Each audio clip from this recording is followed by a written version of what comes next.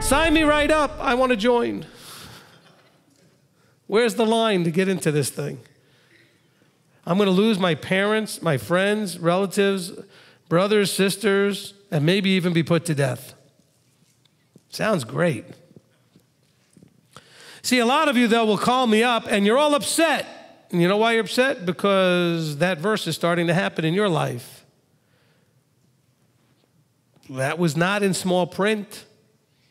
You know, when they say, often they say, did you read the small print? See, I looked in my Bible. It's all the same size. It's not in small print. It's all right there for you to read. Possess your lives by your endurance. That's the key. Possess your lives. Now, the word there in Greek is kataomahe or something. I'm not good with Greek. Which means to get, to purchase, in other words, to acquire, by any means to own. So he's saying here, acquire, possess, purchase, get your life through your endurance. He didn't say get your life through an altar call. He didn't say get your life through just a confession that Messiah is Messiah. He said you're going to go ahead and purchase and acquire and possess your life by endurance. That seems kind of cruel. That poor person didn't understand it, so why would the wicked one take it away? How about we ask a better question? Why didn't the person understand it? Was it because it was confusing?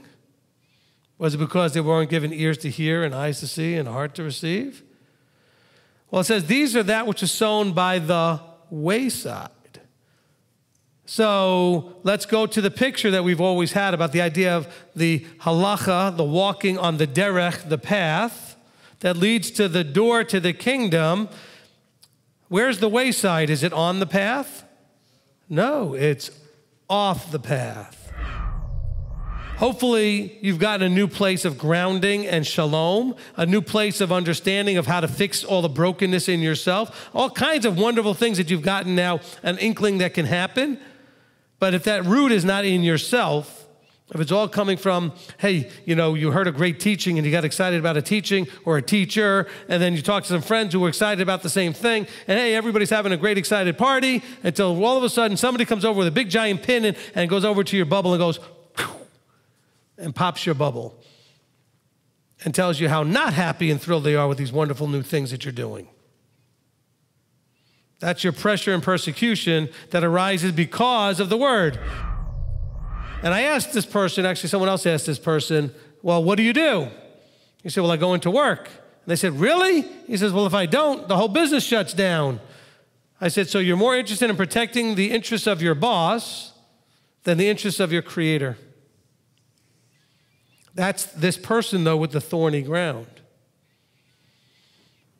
They're looking at things from the wrong angle. See, Yeshua, it says he counted it nothing to go through what he went through because he had the expectation. He knew what was in the future.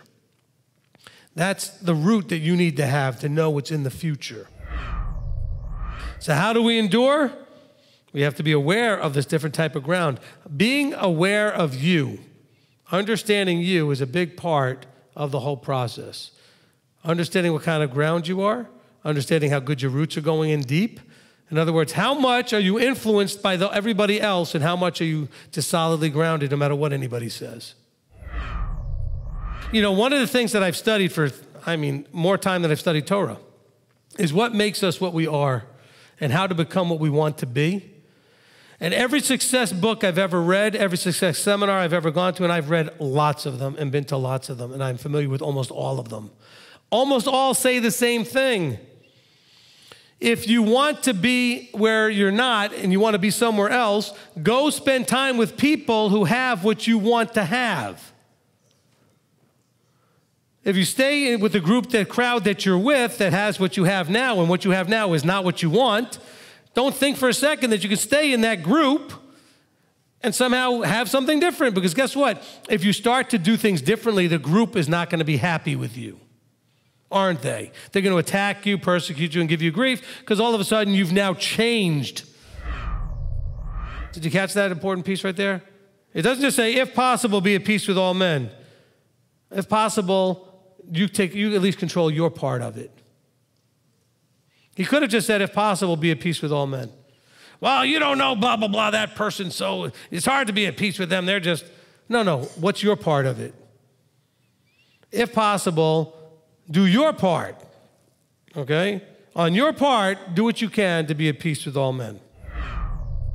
Do your utmost to present yourself approved. How do you do that? A worker who does not need to be ashamed because you're rightly handling the word of truth.